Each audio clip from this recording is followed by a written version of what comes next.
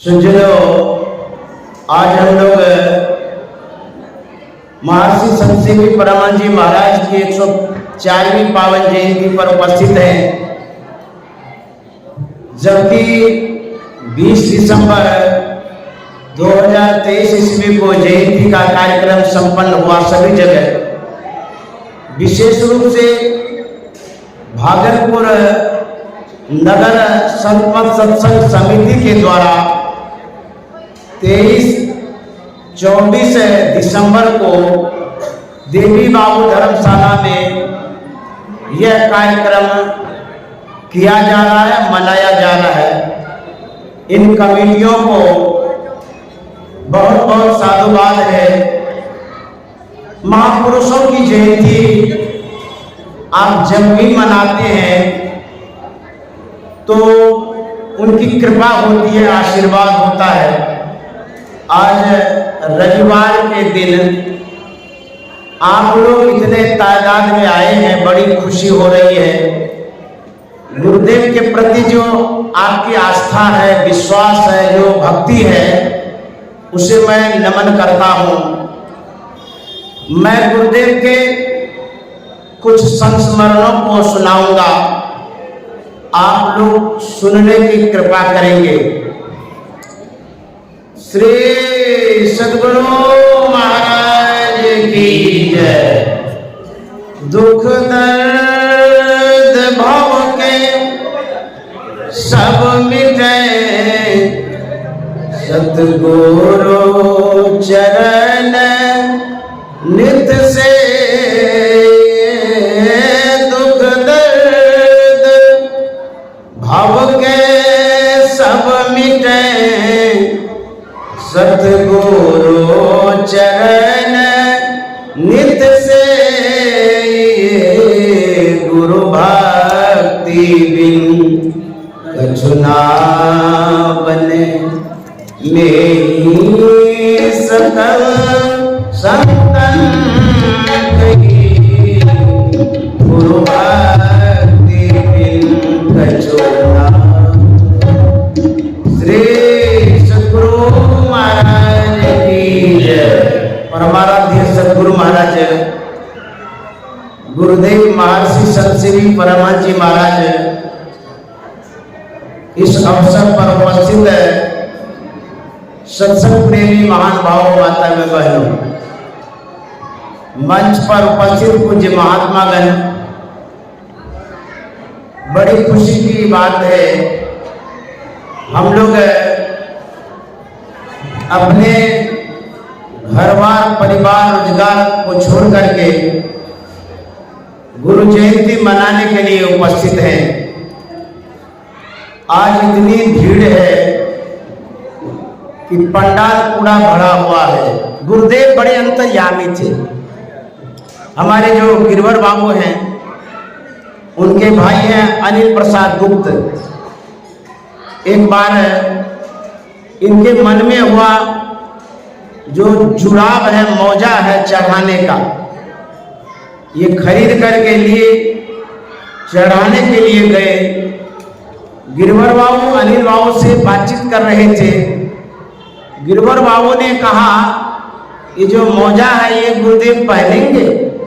बोले क्यों नहीं पहनेंगे? बोले सिंथेटिक है, अनुकूल नहीं होगा उनको, शायद वो नहीं पहनेंगे। श्रद्धावश अनिल बाबू ने गुरुदेव के चरणों में मौजा चढ़ा दिया। उसके बाद अंतर्यामी गुरुदेव वो अंदर गए, अब मौजा को पहन करके बाहर आ गए। जब इन दोनों भाई ने देखा तो गदगद हो गए। साधु भूखा भाव का, धन का भूखा नहीं, जो धन का भूखा सो तो साधु नहीं। यदि भाव से आप जाते हैं, आपकी भावना का सम्मान गुरुदेव भी करते हैं, सदगुरु भी करते हैं। इसलिए वो तो भाव के भूखे हैं। वस्तुओं को नहीं देखते हैं, बल्कि आपके विचार को देखते हैं, आपका विचार कैसा है। हमारे गुरु महाराज परमाराध्य सदगुरु महाराज बड़े ही उदार प्रवृत्ति के थे। लोगों का सम्मान करते थे, जो भी दीन दुखी आते थे उनका भी कदर करते थे। एक बूढ़ी गांव देहात से आती है कुप्पा घाट, गरीबनी थी लेकिन मन में श्रद्धा और भक्ति थी। कुप्पा घाट में गुरु महाराज के पास हो गई, बहुत लोग दर्शन कर रहे थे, ये भी बूढ़ी गई। इन्होंने गुरु महाराज के चरणों में नमन किया, प्रणाम किया और आंचल से 4 आना निकाली, 25 पैसा गुरु महाराज के चरणों में चढ़ा दी। यहां तक तो ठीक ही रहा, श्रद्धा से चढ़ाई 4 आना। लेकिन उसके बाद बूढ़ी कहती है गुरु महाराज से कि बाबा ये 4 आने का भंडारा कर दीजिएगा। सब हंसने लगे, बोली बड़ी भोली भाली है, एक तो 4 आना चढ़ाई और उसमें गुरु महाराज को कहते भंडारा कर दीजिएगा। ये 4 आना में कौन भंडारा होगा? सब हंस रहे थे, लेकिन परमाराध्य सदगुरु महाराज उस बूढ़ी की श्रद्धा को पढ़ रहे थे, उनके हृदय को देख रहे थे, भावनाओं को परख रहे थे। जब सब शांत हो गए तो गुरु महाराज ने अपने रसोइये से कहा कि ये जो 4 आना इस बूढ़ी ने चढ़ाया है इसको अलग रखो, मिल जाएगा तो पता ही नहीं चलेगा। 4 आना अलग रख लो और जिस दिन कुप्पा घाट में सबसे बड़ा भंडारा होगा उस दिन इस 4 आने का नमक खरीद करके उस भंडारा में लगा देना।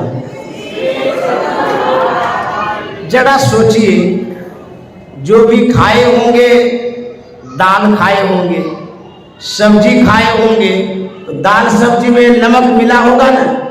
तो जब सबको ही खा ही लिए नमक, तो उसका भंडारा हुआ कि नहीं हुआ? हमारे परमानंद सदगुरु महाराज ऐसे थे कि जो दीन दुखी आते थे उनकी भावनाओं को परखते थे, देखते थे। ऐसे हमारे गुरु महाराज थे। ऐसो को उदार जगमाही, बिन सेवा जो द्रव्य दीन पर, तो सरिस को नहीं। जाड़े का मौसम था, लोग कुप्पा घाट में संत दर्शन के लिए भीड़ लगाए हुए थे।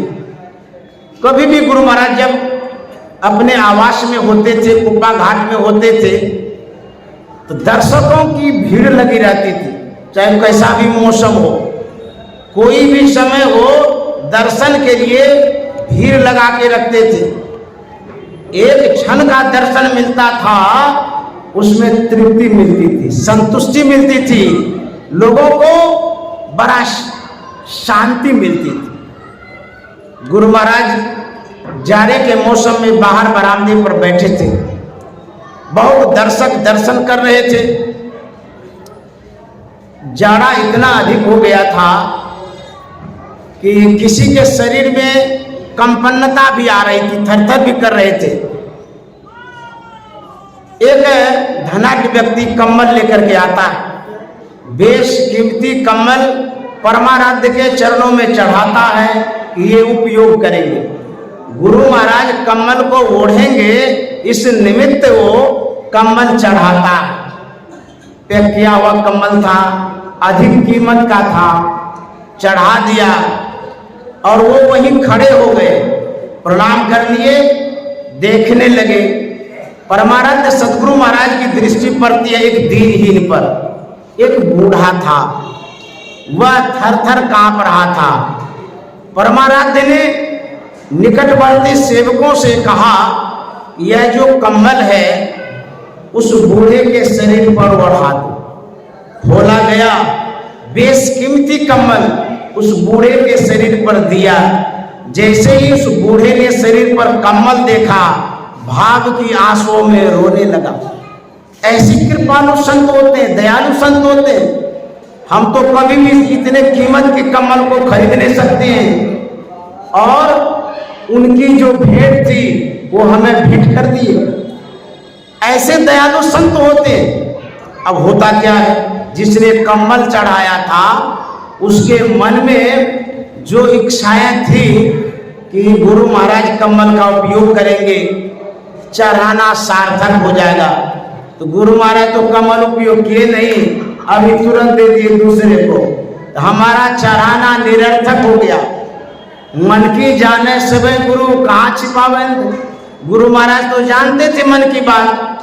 गुरु महाराज ने उस सज्जन से कहा जिसने कमल चढ़ाया था, इधर आइए। सामने में बुला लिए। गुरु महाराज कहते हैं कि आपने जो कमल चढ़ाया, मैंने जो उसको कमल दिया, आप क्या सोच रहे हैं, निरर्थक हो गया? आपका चढ़ाना क्या सार्थक नहीं हुआ? आपने जो चढ़ाया कमल मेरी खुशी के लिए, बोले हाँ हुजूर खुशी के लिए चढ़ाया था, लेकिन आपने नहीं उपयोग किया, इसीलिए मेरे मन में हुआ कि निरर्थक हो गया। गुरु महाराज ने कहा था उस सज्जन को जिसको आवश्यकता है, वो थर थर कर रहे हैं, उनको ओढ़ा करके हमको जितनी खुशी मिली उतनी खुशी स्वयं ओढ़ करके नहीं मिलती। तब उन्होंने कहा कि हुजूर अब सार्थक हो गया। ऐसे हमारे गुरु महाराज थे, दयालु थे, कृपालु थे। उनका चरित्र अगाध है, अपार है। कहते रहेंगे तो पूरा भी नहीं होगा। कुछ गुरुदेव के चरित्र को सुना देता हूं। हमारे गुरुदेव अंतर्यामी थे, मन की बात को जानते थे। मैं पुनः अनिल बाबू के पास जाता हूं। हमारे जो अनिल बाबू गिरवर बाबू के भाई हैं, उन्होंने नामकरण के लिए, बच्चों का नामकरण करने के लिए गुरुदेव से कहा। उनको सुपुत्र हुआ था। इन्होंने निवेदन किया, प्रार्थना किया, हुजूर नाम रखा जाए। गुरुदेव ने उस बच्चे का नाम रखा धनंजय। अनिल बाबू के मन में हुआ हुजूर तो धनंजय रख दिए हैं, इस शहर में ऐसे धनंजय हैं जो कि बहुत बड़े अपराधी हैं, क्रूर हैं, डकैत हैं, ये नाम कैसा रख दिया गया। मन में ये सोच रहे थे। तो गुरुदेव मन की बात जान गए। महर्षि संत सेवी परमहंस जी महाराज ने कहा कि अनिल बाबू आप क्या सोचते हैं, धनंजय साधारण नाम नहीं है, धनंजय अर्जुन का नाम है जिसने विजय प्राप्त किया है महाभारत में। ऐसे अंतर्यामी हमारे गुरुदेव थे। ये तो औरों की बात मैंने सुनाया, मैंने स्वयं जो अनुभव किया वो बता रहा हूं। कटिहार अखिल भारतीय सत्संग बैगना में था। वह सत्संग संपन्न हुआ, मैं भी गुरुदेव के साथ था। वहां का सत्संग जैसे समाप्त हुआ, जिला वार्षिक सत्संग में गुरुदेव बेगूसराय गए। वहां पर 2 दिन का सत्संग था। गर्मी का मौसम, विशेष रूप से भयंकर गर्मी थी। डॉक्टर साहब के यहाँ डेरा था। तो शाम के समय जब हम लोग स्तुति विनती सत्संग कर लिए, विश्राम का जब समय आया, गुरुदेव महर्षि संत सेवी जी महाराज ने कहा मेरा बिछावन बरामदे पर लगाओ, चौकी पर, क्योंकि कमरे में गर्मी है, बाहर में सोएंगे तो राहत मिलेगी। बाहर में चौकी लगा दी गई। भोजन के बाद गुरुदेव विश्राम में जाने लगे। गुरुदेव ने पूछा कि आप लोगों का डेरा मिल गया, कहाँ कहाँ सोए। शिष्यों का बड़ा ख्याल रखते थे, इन लोगों की व्यवस्था हुई कि नहीं हुई। मैंने कहा गुरुदेव सबकी व्यवस्था हो गई। गुरुदेव ने मुझसे पूछा कि तुम कहाँ सोओगे। मैंने कहा गुरुदेव यहीं पर बरामदे पर नीचे में सो जाऊंगा। गुरुदेव की चौकी बरामदे पर थी, नीचे में फर्श लगा हुआ था। तो बोला अच्छा ठीक है। रात्रि में सेवा करके मैं सोने के लिए गया बगल में ही। मेरे मन में हुआ कि 4 बजे हुजूर उठते हैं जल के लिए, 3 से 4 ध्यान करते हैं, तो जल जो देना होगा 4 बजे देना होगा। कहीं देर न हो जाए उसके लिए हमको ठीक 4 बजे के पहले जगना होगा। तो मैंने एक भूकिया घड़ी ले ली थी जो 20 रुपये में उस समय आता है। उसमें सेकंड भी उगता है, इलेक्ट्रिक घड़ी जो होती है। बैटरी वाली, उस घड़ी को पास में रख लिया, सोया। लेकिन बीच बीच में नींद खुल जाती थी कि कब 4 बजेगा पता नहीं। होते होते जब 2:45 हुआ, गुरुदेव विश्राम से उठे, बाथरूम गए, फ्रेश होकर के ध्यान में बैठ गए। मसहरी लगी हुई थी, गुरुदेव ध्यान में बैठे, मैं भी बैठ गया। मैं बीच बीच में उस घड़ी को देखता था कितना बज गया। बरामदे पर अंधकार था, बरामदे पर कोई दीवार घड़ी नहीं थी, गुरुदेव के पास भी घड़ी नहीं थी, मैं कुछ दूर में था। अब देखिए गुरुदेव ध्यान में बैठे हैं, अब मैं घड़ी पर ध्यान दे रहा हूँ। होते होते होते जैसे ही 3:59 हुआ, अब मेरा दिल धड़क गया। अब तो 4 बजने वाला है 1 सेकंड में। जैसे 4 बजता है, गुरुदेव तुरंत कहते हैं कि विद्यानंद मसहरी उठा लो। मैं निकला, मसहरी उठा लिया, उसके बाद जल दिया, गुरुदेव ने जलपान किया। अब मेरे मन में क्या होता है, गुरुदेव तो 1 सेकंड भी आगे पीछे नहीं किए, क्या कल भी ऐसा हो सकता है क्या? 1 सेकंड भी आगे पीछे नहीं हो सकता बोलने में। कल दूसरे दिन मैं विशेष सावधानी के साथ घड़ी देखता रहा। देखते देखते होता क्या है, जैसे ही 4 बजता है 59 सेकंड के बाद 60 सेकंड होता है, वैसे ही दूसरे दिन गुरुदेव कहते हैं विद्यानंद मसहरी उठा लो। मैं इस बात को जान गया। मैं तो बाहर की घड़ी देख रहा था, गुरुदेव अंतर की घड़ी को देख रहे थे। हमारे गुरुदेव अंतर्यामी थे, इसमें कोई शक नहीं। गुरुदेव ने बहुत चमत्कार किया है। उन चमत्कारों को मैंने जो सुना है, अद्भुत अद्भुत चमत्कार है। 1-2 चमत्कार सुना देता हूं। जब श्रीमान सुरेश अग्रवाल बाबू बीमार हो गए, कैंसर की बीमारी हो गई। जो अरुण अग्रवाल कटिहार वाले हैं, उनके बड़े भाई थे, अब नहीं है शरीर में। कैंसर की बीमारी हो गई। वो कलकत्ता में रहते थे इन दिनों। गुरुदेव के समय की बात है, उन्होंने उपचार करवाया, बड़े बड़े डॉक्टरों को दिखाया, कैंसर का इलाज नहीं हो पाया। अंतिम में डॉक्टरों से कह दिया कि अब ये कुछ दिन के मेहमान हैं, अब नहीं बचेंगे। डॉक्टर ने जो कहा, उनकी जो धर्मपत्नी थी हीराबाई, वो है ही अभी, वो रोने लगी, बिलखने लगी। अपने पुत्रों से कहा कि चलो कुप्पा घाट महर्षि संत सेवी परमानंद जी महाराज के पास दर्शन भी करेंगे, आशीर्वाद भी लेंगे, और उनकी कृपा हो जाए तो उद्धार भी हो सकता है। लड़कों ने कहा कि जब डॉक्टर कह दिए हैं, फिर वहां जाकर के क्या होगा? उन्होंने कहा मेरी आस्था है, विश्वास है, सदगुरु वैद्य वचन विश्वासा, संयम जाने विषय कर आशा, विश्वासे फलदायकम, क्या नहीं हो सकता है, लेकिन जाएंगे जरूर।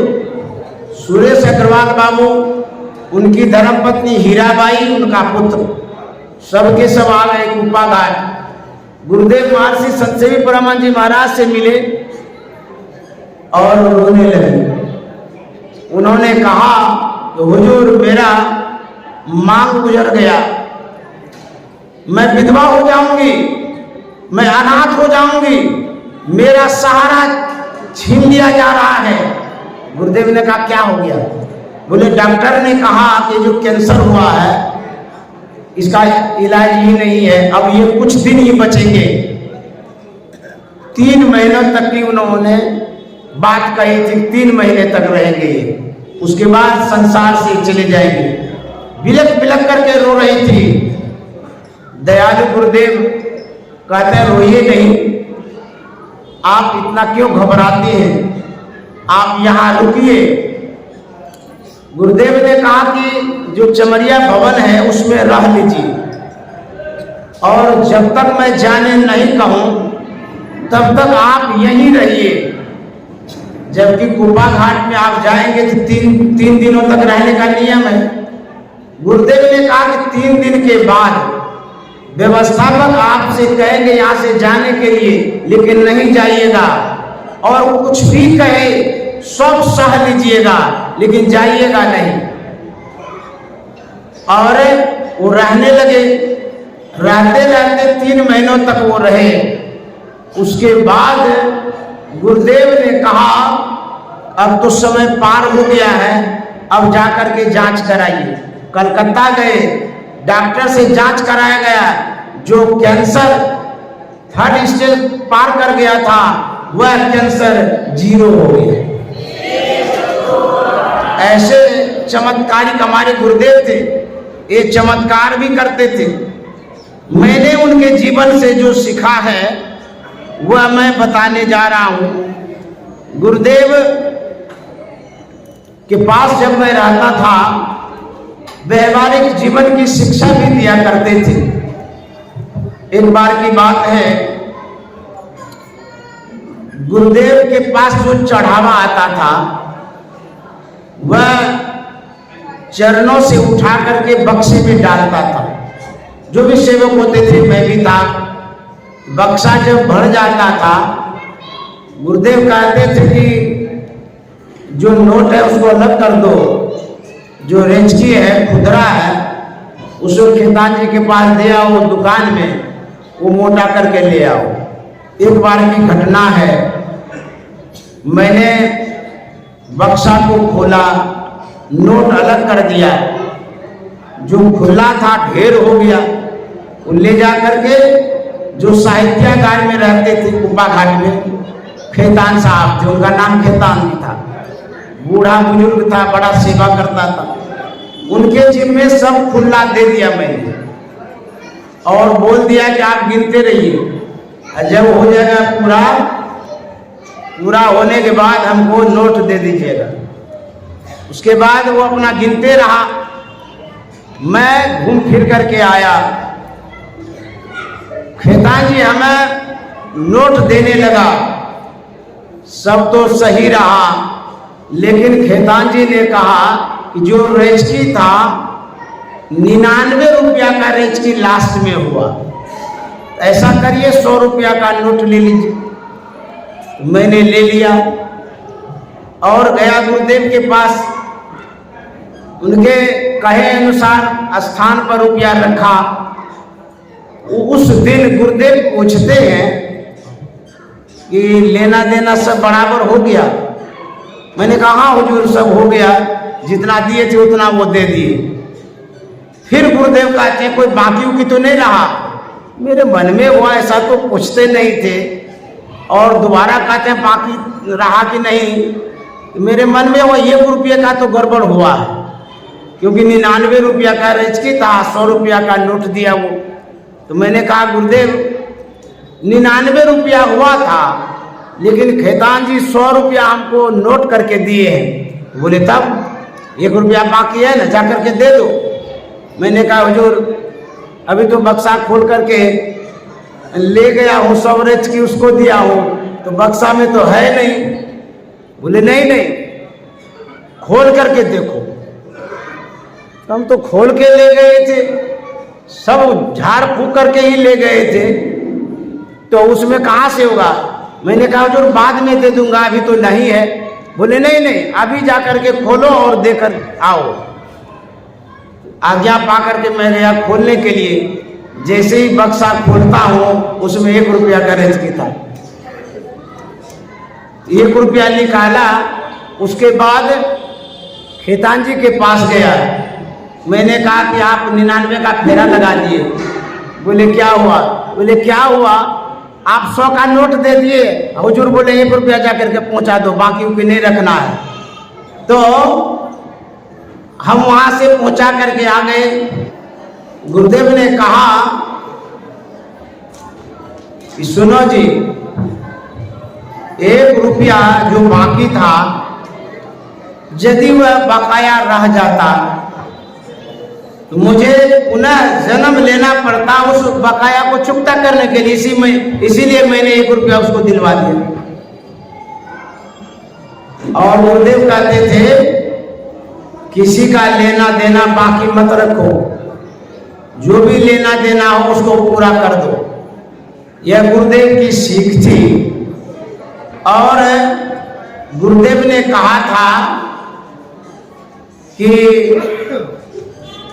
आपके पास जो पैसा जमा होता है वो क्या करते हैं? मैंने कहा था हुजूर, जमा तो कोई 10 रुपया, कोई 20 रुपया, कोई 5 रुपया दक्षिणा में देता है, उसे मैं अपने खाने में या और कोई कामों में खर्च कर देता हूँ। गुरुदेव ने सिखाया था कि नहीं नहीं, कुछ जमा करो। जमा करोगे तो समय पर काम आएगा। मैंने कहा था हुजूर, आप तो है ही सब देने वाले, सब कुछ तो आप देते ही रहते हैं, जमा करके क्या करूंगा? बोले नहीं, फिर भी पोस्ट ऑफिस में जा करके खाता खुला लो, उसमें जो भी थोड़ा बहुत होता है उसको जमा करके रखो। गुरुदेव की आज्ञा हुई तो मैं जो भी लोग चढ़ाते थे उसमें खर्चा भी करता था, जो बचता था जमा करता था। जमा करते गया, लेकिन आवश्यकता जो भी होती थी गुरुदेव पूरा करते रहते थे। वो रुपया जमा ही रहता था, खर्च होता ही नहीं था। होते होते एक समय आया, गुरुदेव का शरीर छूट गया 4 जून 2007 ईस्वी को। उसके बाद समाधि बनने की बात आई। महासभा के द्वारा कहा गया कि सब कोई सहयोग करिए, महर्षि संतसेवी जी महाराज की समाधि बनाई जाएगी। उस बैठक में मैं भी था, सैकड़ों साधु महात्मा भी थे, महासभा के अधिकारी भी थे। जैसे ही बोला मैं खड़ा हो गया, माइक लिया और सबके बीच में मैंने कहा कि मेरे पास जो रुपया है पोस्ट ऑफिस में जमा है, मैं सारा रुपया उस समाधि की सेवा में लगा रहा हूं। और मैं आया, किसान विकास पत्र था मेरे पास कायठोली, सब महासभा के अधिकारी अरुण अग्रवाल को देने लगा। उसमें अशोक सिंह भी थे, निर्मल डालमिया भी थे। वो तार का जो 2 गाछ है उसी समय मैं दे रहा था, रुमाल में लाया, कुछ पैसा नगद भी था। मैंने कहा सब गुरुदेव को दे रहा हूं। उन्होंने कहा अभी हुजूर का शरीर छूटा है, आपके पास जो कुछ भी है आपके खर्च में काम आएगा, रखिए। सब क्यों दे रहे हैं आप? समाधि तो बनेगी आम लोगों के सहयोग से। बोले कि अब गुरुदेव स्थूल शरीर में नहीं आएंगे, मैं यही मान लूंगा कि जो कुछ भी सेवा है अंतिम समाधि की सेवा होगी, यही स्थूल रूप में दर्शन करूंगा और मानूंगा मैंने भी सेवा किया था, इसी भावना से दे रहा हूं। बोले नहीं, खर्च करने के लिए आपके पास तो नहीं रहेगा, अरुण बाबू ने कहा।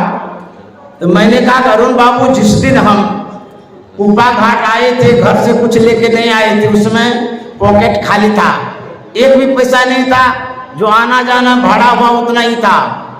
मैं यही समझूंगा, एक बार तो पहली बार कुप्पा घाट आया था, यही समझूंगा पहली बार जो आए थे उसी तरह से अभी पहली बार मैं आया। तो गुरुदेव ने जो कहा था कि समय पर काम आएगा, तो मेरे मन में हुआ कि यही एक उपयुक्त समय है, सुबह से शीघ्रम जो मेरे पास दक्षिणा था, गुरुदेव की आज्ञा थी, सब मैंने समाधि में लगा दिया। यह जो व्यवहारिक ज्ञान है गुरुदेव सिखाया करते थे। भागलपुर के सत्संग प्रेमी गए थे दर्शन करने के लिए, उनके साथ बच्चा भी था। गुरुदेव ने कहा कि विद्यानंद, इस बच्चे को प्रसाद दे दो। मैं अंदर गया, दाएं हाथ से फ्रिज खोला, बाएं हाथ से सेब निकाला, लेकर के आया गुरुदेव के सामने में, बाएं हाथ से बच्चे को सेब दे रहा था।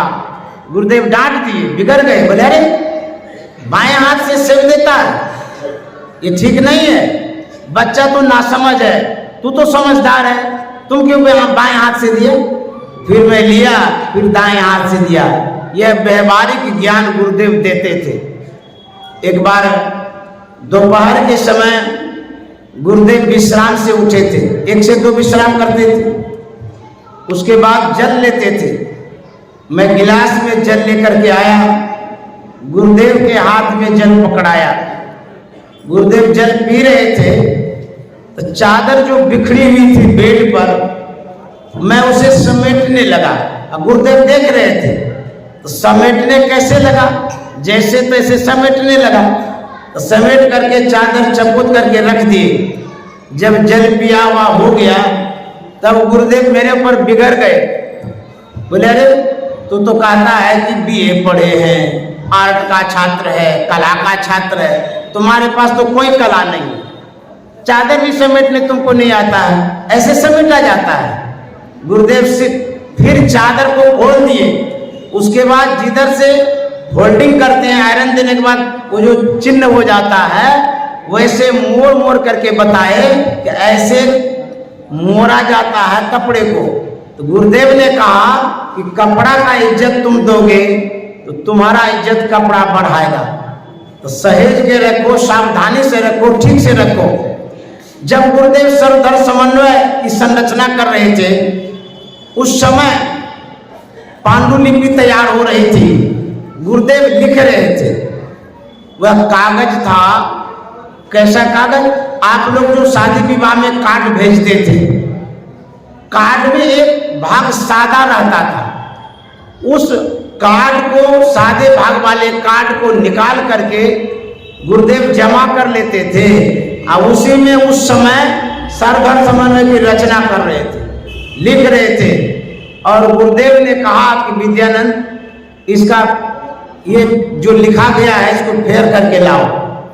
तो मैं जाता था कमरे में, फेर करके लाता था। मैं हिस्ट्री का छात्र हूँ, लिखने की आदत बनी हुई है। तो मैं जाता था, गुरुदेव के उस पांडुलिपि को फेर करता था। अब मोटे मोटे अक्षरों में लिखने की मेरी आदत है और जल्द लिख लेता हूँ। तो जैसे फेर करके देता था, गुरुदेव पढ़ते थे, बड़े प्रसन्न होते थे, बोलते थे जल्दी लिख लिया और साफ साफ लिखता है। उस क्रम में जो घटना घटी वो बताने जा रहा हूं। बराबर वो जो कार्ड मुझे देते थे गुरुदेव लिखा हुआ, एक दिन मैंने कहा गुरुदेव से कि हुजूर, अपने पास तो बड़ा अच्छा अच्छा लेटर पेड है, अच्छे पन्नों का है, उसमें लिखा जाए तो अच्छा रहेगा, क्योंकि सर्वधर्म समन्वय की संरचना हो रही है, इतना अच्छा ग्रंथ बन रहा है। अब पांडुलिपि उस साधारण कागज में लिखा जाता है। गुरुदेव सुन लिए, कुछ नहीं बोले। फिर फेर करने के लिए हमको देते ही रहे। फिर एक दिन मैंने कहा गुरुदेव से, हुजूर वो जो पांडुलिपि है वो किस दिन के काम में आएगा, तो धरले रह जाएगा। तब उस दिन गुरुदेव ने कहा था जब मैं मर जाऊंगा तब उसमें तुम लिखना, ऐसे बोल दिए थे। तब से मैंने बोलना बंद किया। फिर गुरुदेव क्या समझाते हैं कि देखो, वस्तु का सदुपयोग करना चाहिए। जब इस साधारण कागज से काम चल ही रहा है, फिर जो पांडुलिपि बना रहे हैं उसमें तो काम हो ही रहा है, और जो लेटर पेड है वो बाद में काम में आएगा। काम से काम है। तब से मैंने गुरुदेव को कभी नहीं कहा कुछ। वस्तु का सदुपयोग करने की सीख गुरुदेव ने दिया। गुरुदेव लेटे हुए थे कमरे में, उस समय तेल मालिश हो रहा था और भी सेवक थे, मैं भी था। तेल मालिश करते वक्त गुरुदेव यदा कदा कुछ न कुछ बातें कहा भी करते थे, समझाया भी करते थे, नहीं तो अधिकतर मौन ही रहते थे। उस दिन की बात है, मैं तेल मालिश कर रहा था, गुरुदेव लेटे लेटे बोल रहे थे कि विद्यानंद, ये जो गमछा है जो तेल मालिश में उपयोग हो रहा है बड़ा गंदा दिखता है, साफ नहीं करते हो ठीक से। मैंने कहा हुजूर, सरसों का तेल लग जाता है, इसमें सरफ देता हूँ फिर भी थोड़ा सा रह ही जाता है। तो गुरुदेव ने कहा कि ठीक से साफ करना चाहिए, इतना गंदा गमछा लगता है। गुरुदेव चुप हो गए। अब मेरे मन में बातें चलने लगी। मैं सोचने लगा, गमछा तो पुराना हो गया है, और एक थान गमछा हरियाणा से कोई सत्संगी भेजे थे, बराबर वो भेजते रहते थे, एक थान गमछा था। तो मेरे मन में हुआ ये गमछा उपयोग में नहीं देंगे गुरुदेव को, वो जो नया नया थान रखा हुआ है उसी में से एक एक निकाल करके देते रहेंगे, और जैसे ही थोड़ा दाग लगेगा उसको हटा देंगे, फिर दूसरा दे देंगे। ये बात मेरे मन में चल रही थी। गुरुदेव मन की बात जान गए और क्या कहते हैं कि देखो जी,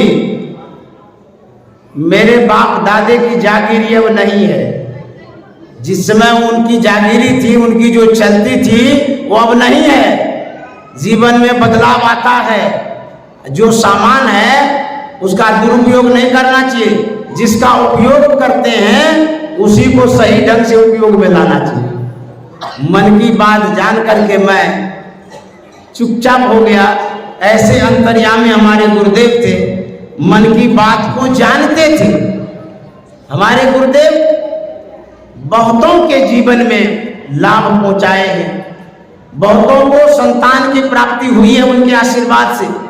बहुतों की नौकरी हुई है, बहुतों को आशीर्वाद वो दिए हैं। ऐसे महान पुरुष थे। तब हमारे गुरु महाराज ने अपने करीब बुलाया था। कुपा घाट की घटना है।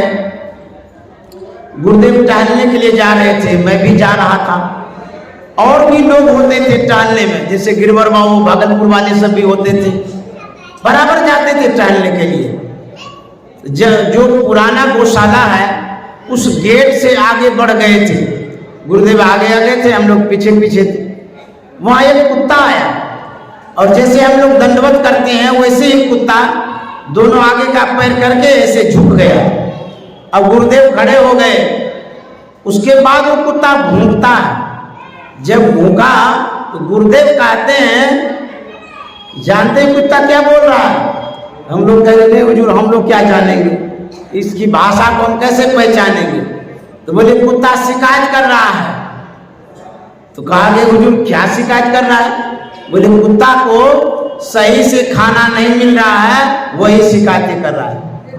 उस समय जो भोजनालय के व्यवस्थापक थे ज्ञानी बाबा, उनको बुलाया गया। गुरुदेव ने कुत्ता के सामने ही कहा कि सुनो जी, ये शिकायत कर रहा है कि इसको सही से भोजन नहीं मिलता है, इसको भोजन दिया करो। और ये सच्चा वफादार कुत्ता है। हम किसी गार्ड को रखते हैं तो पैसा देते हैं, लेकिन कुत्ते को पैसा तो नहीं देते, सिर्फ भरपेट भोजन देते हैं। ये आश्रम के पहरेदार हैं, इसको भोजन दो। तब से लेकर के जब तक गुरुदेव शरीर में रहे, मोटी मोटी रोटी बना करके दिया जाता था। कुत्तों पर ध्यान रखते थे, जो जानवर होता था उन पर ध्यान रखते थे, आश्रमवासी पर ध्यान रखते थे।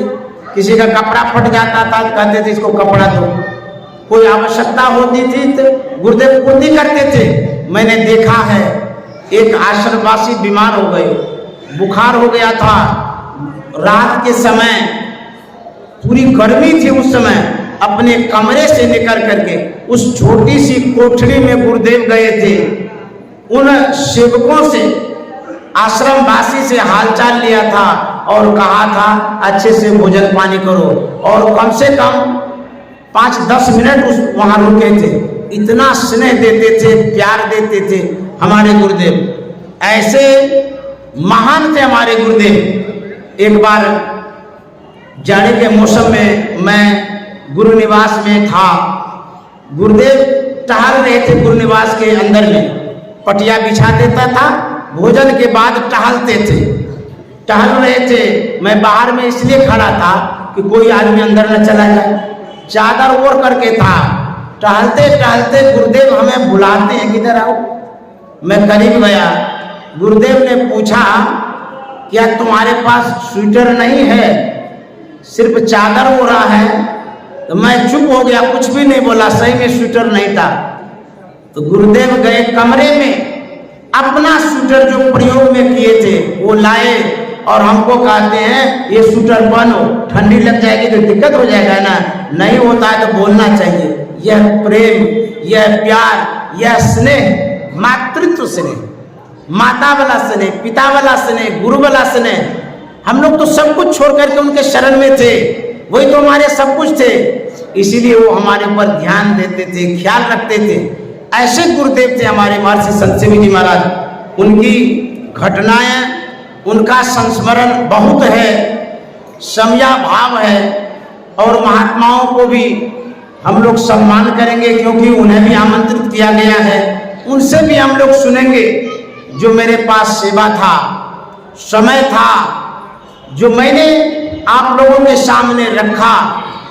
और भी बातें मैं बताता रहता हूँ।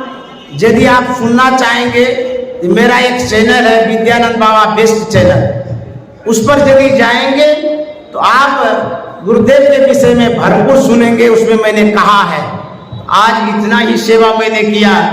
मैं यहाँ के नगर समिति जो संपद समिति हैं उनको भी साधुवाद देता हूँ, धन्यवाद देता हूँ। इस 100 साल वो सत्संग कराती हैं और बहुत धन खर्चा भी करते हैं। उनको मैं साधुवाद देता हूँ। उनके जीवन में सुख, शांति और समृद्धि, गुरु की भक्ति भी हो, स्वकुशल रहें, सुख से रहें। गुरुदेव कृपा बना करके रखें इन सदस्यों पर। और जो कोई सहयोग करते हैं इस गुरु पावन पर्व में, जिसने तन मन धन वचन लगाया, उनके लिए भी गुरुदेव से प्रार्थना है उनके ऊपर भी कृपा करें, ताकि आपकी जयंती को प्रसन्नता पूर्वक, प्रबलता पूर्वक मनाते रहे सालों साल। यह शुभकामना करते हैं। आप जितने सत्संग प्रेमी आए हैं सबके लिए मैं शुभकामना करता हूँ, मंगल कामना करता हूँ। आपकी जो आस्था है, जो गुरु भक्ति है, मैं सबको नमन करता हूँ। आप लोग इसी तरह से गुरु जयंती मनाते रहें, गुरुदेव के संस्मरण को सुनते रहें। और इन्होंने जो संत मत की सेवा की है, हम आपका कल्याण किया है, उसके बदले पूरी होने के लिए आप जो उपस्थित होते हैं, यही आपकी सराहनीय सेवा है। श्री सद्गुरु महाराज की जय।